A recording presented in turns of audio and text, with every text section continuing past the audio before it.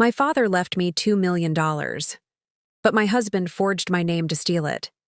He thought he'd engineered the perfect heist. Clean, quiet, untraceable. He didn't plan for me to fight like my father taught me. Fast, precise, and merciless. Before we get into it, tap subscribe and turn on notifications. Your support keeps this channel alive. Now, here's how it all started. My dad built his money slow. Warehouses, trucking, the kind of work that smells like diesel and paperwork. When he passed, he left a trust in my name only, ironclad, with a private banker and strict two-factor verification. The instructions were simple: long-term, boring investments, no joint access, no exceptions. The first weeks after the funeral blurred. Daniel, my husband, took over the boring parts. He brought me chamomile, stacked envelopes, said, "I'll handle the calls." I let him. Grief is a fog thief's love. He studied me without blinking. My signatures, my password patterns. He helped move my passport and driver's license to a fireproof safe he installed in our closet. I thought it was care. It was reconnaissance. The heist wasn't a single click. It was a choreography. Step 1. He opened a Delaware LLC, Marlin Ridge Capital, naming himself manager. Sounds like an investment vehicle. Looks legitimate to a bank. Step 2. He arranged a remote online notarization to create a limited power of attorney from me to him for investment coordination. The notary saw a woman on camera claiming to be me, held up a driver's license, signed, stamped, archived the recording. The woman wasn't me. It was Samantha, his mistress, wearing my hairstyle and a beige turtleneck. She had my driver's license because Daniel had organized it into that safe. He didn't need me present. The notary thought she had me on video. Step 3. He social engineered my mobile carrier. My wife lost her phone, he told a rep, reading my security answers off a sticky note framed as birthday ideas. The rep ported my number to a new SIM. His SIM.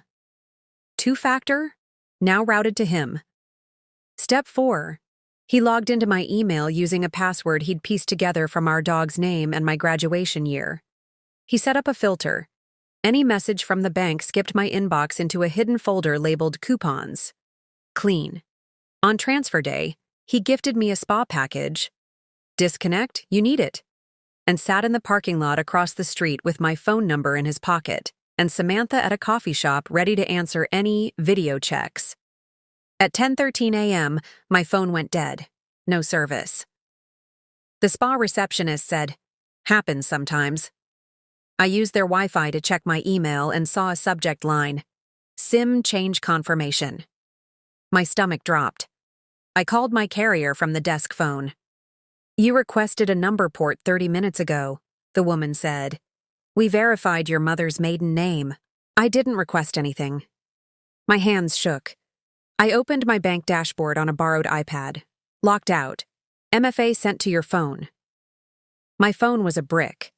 I left the robe on the hook and drove straight to the bank. Mr. Collins, my dad's old banker, met me in the lobby. The second he saw my face, the color in his drained. "Mrs. Walker, we processed your transfer this morning." "What transfer?" "To Marlin Ridge Capital. $2 million per your limited POA, recorded and verified." He showed me the instruction log, notarized POA on file, email confirmation from me, and a phone call back the bank recorded. A woman's voice confirmed details, correct down to the last 4 of my SSN. "It's not me," I said. "Freeze it. Now." To his credit, Collins didn't argue. He called compliance and legal on speaker and asked for an emergency pause. We were racing a clock. If the receiving bank credited the wire and swept it into subaccounts, good luck prying it back. "I need counsel on the line in 10, I told him, already texting my father's attorney from the lobby. "We're filing an ex parte TRO and a temporary restraining order against further disposition. You'll have a court order within the hour." He nodded, already drafting a hold note. "If we can hit it before end of day, we can lock the receiving account. There's a recall window." "How long?" "Hours, maybe less." My lawyer, Maya, moved like a blade. She called the notary platform, demanded the archive under threat of subpoena, and had a process server sprint to the receiving bank while her associate drafted the TRO. She looped in a judge's clerk and placed the case on the emergency docket. She also called the carrier's fraud line, documented the SIM swap, and filed a criminal report. All within 30 minutes. Then she told me to go home and keep Daniel talking. Record everything. Don't tip your hand. We need a lie on tape. Daniel was in the kitchen slicing limes like we were hosting friends. How was the spa? He asked, all warm ease. Relaxing, I said, placing my phone face down with the recorder running. Bank emailed something earlier about the trust. Is it still locked during probate? He didn't blink. Yeah, 6 months minimum. There it was. The lie. Trust assets don't go through probate. He knew that. He had to. Good, I said. I don't want to think about money for a while. Same, he smiled, almost relieved, as if the heist were already dust. A text flashed on his screen. He didn't see me see it. Marlin Ridge cleared. My vision tunneled. I excused myself, went to the bedroom, and put my ear to the safe. The dial was warm. He'd been inside. At 2:41 p.m., Maya called. The judge signed at 2:37. We have a TRO and seizure order. Collins has it. The receiving bank just acknowledged freeze on the inbound. We caught 1.6 million mid-credit. 400 already moved to a brokerage that does same-day settlement. Can we claw the 400? We served the brokerage compliance desk. They froze the sub-account. If it's Daniel's, it dies in place. If he used a nominee, we litigate, but it's immobilized. I exhaled for the first time all day. Now we burn the rest, Maya said. Ready? Ready. The knock came at 4:02 p.m. 2 sheriffs and a process server. They handed Daniel a stack, the TRO, the asset freeze, the notice of criminal complaint. He laughed at first, that little scoff men make when they think rules are negotiable. Then he read the caption, my name v. his, and his jaw clicked. What is this? Restitution, fraud, identity theft, civil conspiracy, I said, my voice steady. Also, a notice to preserve electronic evidence. Delete one text and you're in handcuffs. Samantha texted again. I watched his face flick at the screen. He typed something, then stopped, remembering the paper in his hand. Who's Samantha? I asked evenly. Nobody, he lied. I tapped my phone. The recording was still rolling. Court was not a performance, it was a dissection. Exhibit A, the notary video. The judge watched a woman in a beige turtleneck with my haircut repeat my date of birth like she'd rehearsed. The camera quality was crisp enough to see her left ear, a small crescent scar I don't have. Maya froze the frame, slid my DMV photo alongside, and simply said, not the same person. Exhibit B, the SIM port log from the carrier and the time-stamped IP address for the email login. It matched our home network, Daniel's network. Exhibit C, the bank's callback recording where the me confirmed wire instructions while a man, muffled, prompted answers in the background. The court reporter transcribed the whisper, say last four, now. Exhibit D, my kitchen recording. Is the trust locked during probate? 6 months minimum. The judge looked up. Counsel, trusts do not pass through probate. Maya nodded. Exactly, Your Honor. Exhibit E, the Delaware filings for Marlin Ridge, listing Daniel as manager and the receiving account details. Clean paper trail, unfortunately for him. The bank's counsel tried to argue good faith reliance on notarized documents and callback protocols. Maya didn't attack the bank. She showed the judge the speed of our response and the bank's cooperation to freeze the funds. The judge nodded. The plaintiff moved immediately. The defendants engineered an identity theft and a fraud on the court.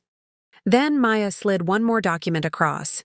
Our prenuptial agreement with a marital waste clause. Any dissipation of separate assets through fraud or infidelity converts into a distributive award in my favor. Signed by Daniel 5 years ago, when he was still pretending to love me. His face drained. The orders came hard and cold. The transfer was voided. The $1.6 million remained frozen and returned to the trust within 72 hours. The brokerage subaccount's $400K was seized and remitted. The LLC was placed into a constructive trust pending dissolution. Daniel's accounts were frozen. The court authorized a writ to seize personal property purchased with stolen funds, the leased car, the watches, even the investment-grade wine he'd bragged about. The judge also referred the notary to the state regulator and the DA for review, and flagged Samantha as a participant in an online impersonation. The DA's office would decide on charges. The civil court had done enough. It gutted the scheme and locked the doors behind it. Then the family court judge, different courtroom, same building, read the prenup. Marital waste is established. Plaintiff is awarded 100% of the marital residence equity, exclusive possession, and attorney's fees. Temporary support is denied to defendant due to bad faith conduct. In plain English, he left with nothing but a box and a deadline. When we walked out, Daniel grabbed my arm in the hallway. "You ruined me." I looked at the handcuff marks already faint on his wrist from a brief contempt hold earlier that morning when he refused to unlock his phone. "No," I said. "You ruined yourself. I just turned the lights on." Samantha waited by the elevator, sunglasses on indoors, the costume of someone pretending not to be recognized. She wouldn't meet my eyes. She didn't have to. My lawyer had her employer's compliance department on notice about the court findings. Consequences move faster than gossip when they come with letterhead. People like to call what I did revenge. It wasn't. Revenge is loud. This was arithmetic. You take what is mine. I take back what is mine and the cost of your attempt. Interest included. I moved the trust to a different bank, appointed a new trustee, and set alerts that ping my wrist for everything. The safe is gone. The spa gift card sits shredded in a drawer. I keep the SIM change email printed and pinned above my desk, a reminder that grief is a season, not a blindfold. My father always told me, they can counterfeit your signature but not your timing. Move faster than they expect. He was right. I didn't beat Daniel because I'm smarter. I beat him because I refused to freeze when he wanted me paralyzed. I called counsel. I filed orders. I hit the wire before the clock closed. That's the part people miss. Courage is a sprint, not a pose. If you've ever been played, here's your blueprint. Document everything, move immediately, and let the paper do the punishing. Freeze first, argue later. Thieves are allergic to daylight and deadlines. I honored my father not by keeping the money, but by keeping my name clean. Daniel forged it. I reclaimed it.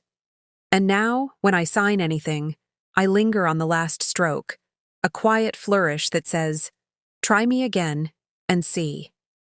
Subscribe for more stories like this, real betrayals, real comebacks, and share this with someone who needs a reminder that being underestimated is a temporary condition. The moment you stand up, the game changes.